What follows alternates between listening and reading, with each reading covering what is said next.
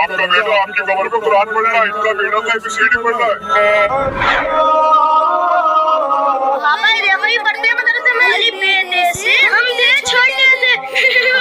अपने बेटे को मदरसे में भेजा करो पढ़ने के लिए। क्या मदरसे में? अरे गरीबों के बच्चे पढ़ते हैं मदरसे में, हम जैसा अमीरों के नहीं। हमारे बच्चे इंग्लिश मीडियम स्कूल में पढ़ते हैं। For apple B for ball. और मदरसे में पढ़ के मिली क्या जाएगा? 5 से 10 हजार रुपए की नौकरी। और वैसे भी इस पढ़ाई से सरकारी नौकरी नहीं मिलेगी। चलो साइड में गो।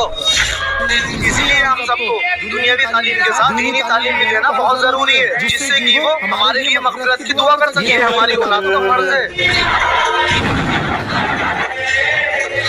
वीडियो को लाइक करें और कमेंट बॉक्स में माशाअल्लाह लिखें।